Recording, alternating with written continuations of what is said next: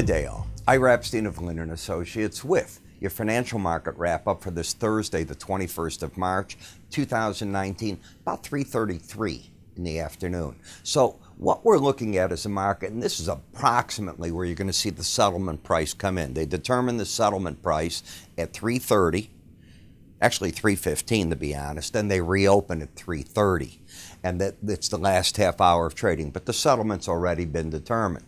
So we have a yin-yang day. Now, what yin-yang means is you get the Fed coming out with its monetary policy statement, 1 o'clock Chicago time yesterday. Then at 1:30, they start a conference. All the questions go into Fed Chair Powell. He answers them. He finishes up about 2:10. You got to translate that now to where people in Asia, because the European markets are already closed, are sleeping. They're getting ready for their markets. I realize so many people think that around the hour trading, 24-hour trading, you would think that you've got people sitting at desks in Asia all the time or Europe or America. It doesn't work that way. Our phones go quiet at night, so other groups take over, and that's what I call the yin-yang. We had one take on the market. Asia then ended up with their traders having a different take, and Europe a completely different take, to the point where we come in, and if you take a look, the gold market was up a lot.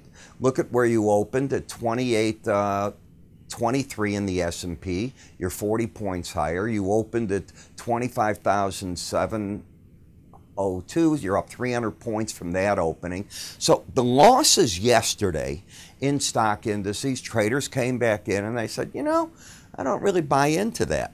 The dollar reversed rather dramatically. It opened at 95.38, made a low of 29.5, and then rallied from there 80 points. Yes, it's giving some of that up, but these were what I call the yin-yang. And that happens often on major reports, or a report that you didn't think was going to be major that turns out that way. When I take a look at the S&P, I mean, it's just a vertical rise. This market doesn't stop to the upside. The last rally high, as you know, is 29.34. You're in striking distance. You're 70 points away from that. That's not a lot. When you look at today's action, I like today's action for a reason. Number one, we had talked about this possibility of a shoulder, a head, another shoulder that broke out to the upside, an inverted head and shoulder. And I said, you can take a number. You know, we can do that here, just give you an idea. I would come right here. This high was 28.25. I'll just go to approximates. This low was 27.26, so it's 100 points roughly, right? From 28.25, a full count would be to 29.25 approximately. Okay, you're not too far away. You're 28.62 if it's going to keep going. Now let me tell you, on this chart action, what could throw that all off? You have an outside day up. I have a rule that the low of an outside day up should not be taken out for the next two trading periods. Now, because it's a daily chart, it would be the next 2 days, and that's today's low of 28.13. If it's taken out, markets often revert to under that, the closest of the key moving averages, or if it's down low enough, even a Bollinger Band. Let's put on the moving averages in a minute here. First of all, we see the swing lines got higher highs, higher lows, bullish. Second, if this were taken out, it's back to 28.05. If the market continues up, you're already at your upper target. You're at the upper Bollinger Band. You hit it today and you ran into a wall. That is not bearish. The question is, can the market come out of this and arc this market higher? That is the question that is being begged to be answered. In terms of momentum, I come here and I see both numbers are over 80. They were over 80 yesterday and they were over 80 on Tuesday, day before too. So what do you think I have? I knew that before today opened. I have a bullish embedded reading.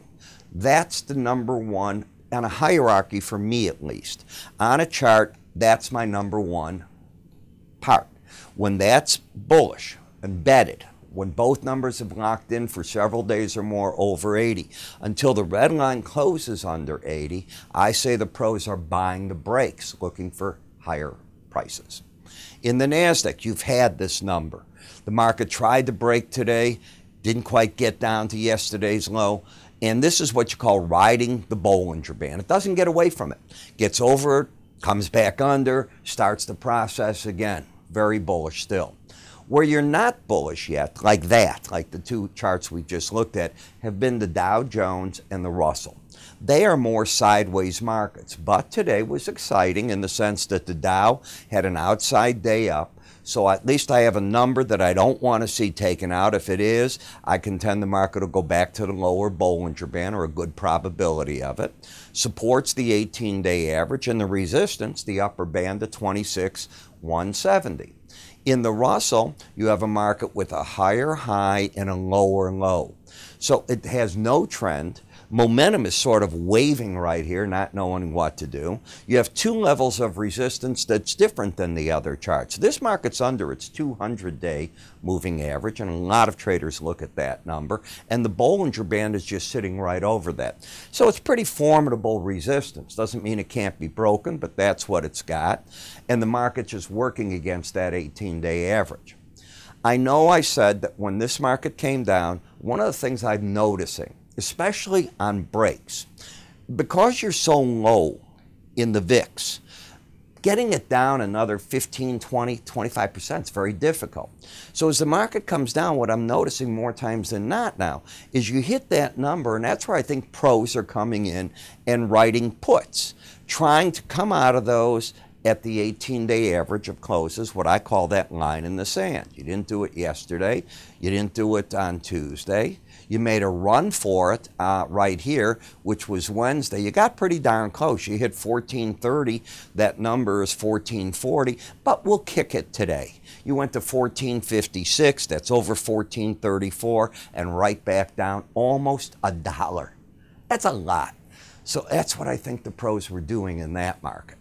Now in the bonds and the notes, you've got this market pushing on the upper Bollinger Band. More times than not, it fails. You know that. It's rare that you just pick up and run. So let's see if we have the embedded reading to give us an idea. Both numbers are over 80. Both yesterday over 80, not the day before. You have to have them both over 80 tomorrow to tell me that on pullbacks under here, you're going to have strong support. I don't see it just yet. Let's take another look. Do you see this day right here? That's an outside day down. When you take out the high of an outside day down, you often make a run to the closest moving average or an upper Bollinger Band. You did it for good measure today. In the 10-year notes, the market's at the upper Bollinger Band pushing, and unlike the bond market, if I'm correct, this is embedded. 1, 2, 3. So you've got this fully embedded. This is a stronger market than the bond market is. And on pullbacks, I would expect until that red line closes under 80 that you find willing buyers. TLT is just an overbought market, hasn't embedded, hasn't quite hit its upper band, and it's not trending. It is a market that has a lower low, higher high. The bias has been up for quite a while here, most of the month of March, as it's been over the 18-day average of closes, but it's had this pattern of lower highs, and suddenly yesterday, life came into the market when the Fed chair spoke. As we come to the dollar index, you had an outside day down yesterday. If you take out the high of an outside day down, my theory, it doesn't mean it's right, is that the market runs to the closest of the main moving averages, in this case the 18-day average, and that is all that it owes. Market went to it today, got over it by 6 points, and then gave back from there to last 95.86. In the eurocurrency, this market had a huge up day yesterday. 93.5 points, gave back, at least right now, 76 of them. The market is overbought. That has to be worked off. So I can expect to see chop here. The question, of course, is you got up to the 100-day average. You didn't hit the upper Bollinger Band, and that appears to be where the market just plain ran out of steam. It really had no follow-through. It did not go up and make a higher high from yesterday. So are you in an uptrend? Yep. You still have the higher lows, higher highs. Where's the bias? It's still to the upside. You're over the 18-day average. But you are overbought, and that takes, you got to work it off. In the British pound, let me just get to yesterday. Lower highs, lower low. So the bears are in control of that. The settlement yesterday, here's the 18-day average, 132.59. You're 133.04. You were not underneath that. So you were neutral. You had lower high, lower and low, but you were over the 18-day average. Now if the market gets back under it, the question is what can it do with it?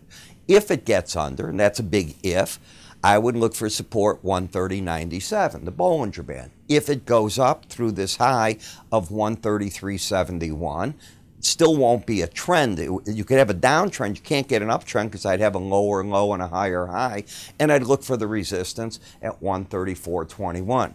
It could be more bearish than bullish. That's all you can say. Today you drop down to the lower Bollinger Band, and from there you bounce, 60 points, 70 points. On the Japanese yen, if we look at the yen, yesterday the market rallied to the 100-day average. You put in an uptrend, higher lows, higher highs. If it continues to run, the Bollinger Band might be the next resistance. You've already hit the 100. It gets up to that, and the market backs away pretty good from it. So at least we're saying that it's more or less sideways action, not a run to one way or the other.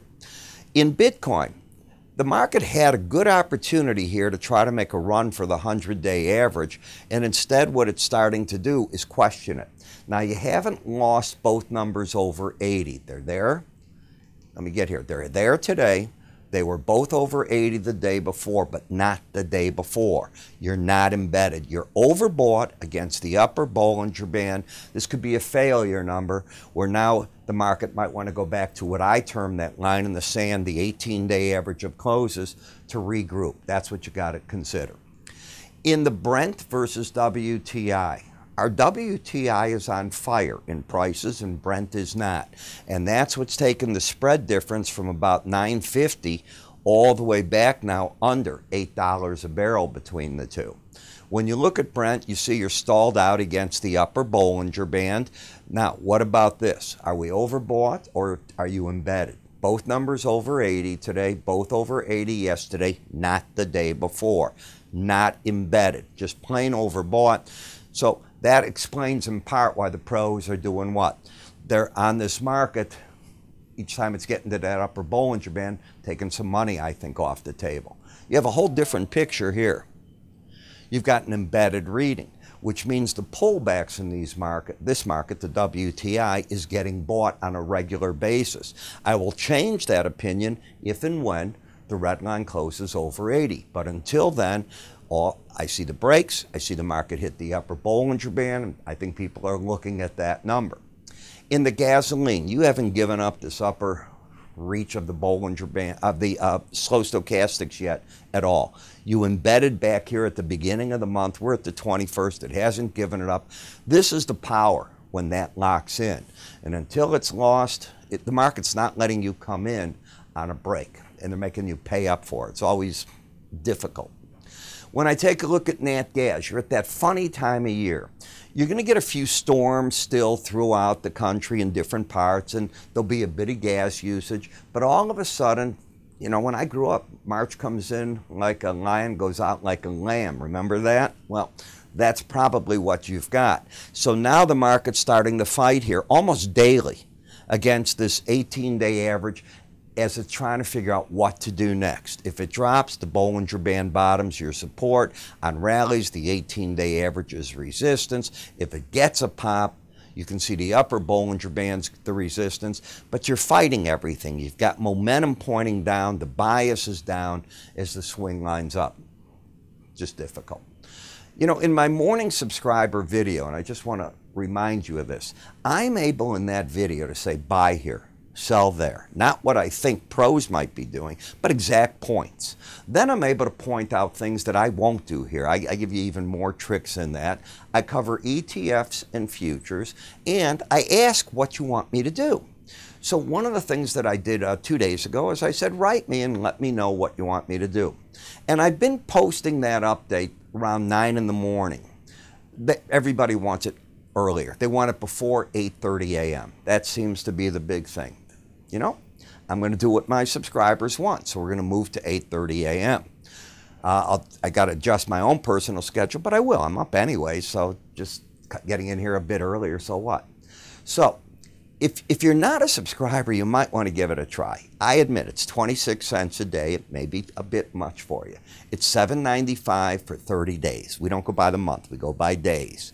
If you like it, you can either switch over to a yearly subscription. That's $156 a month, or go to monthly. It's $15. But if you're the type of person like I am and other people I know are, you're always rubbing your chin going, should I make that trade here? Should I hold on? I want to get in. I wonder what somebody else thinks about that. And you're looking around. Well, if you're a futures trader, I hope to be the guy you want to hold on to and get an idea from. How do you give it? By the way, you're not signing a contract with us. So give it a try. Go to our website, www.iraepstein.com. Go under Education or Research. Drop down the morning subscriber video. Give it a try. I'm Ira. Have a good day.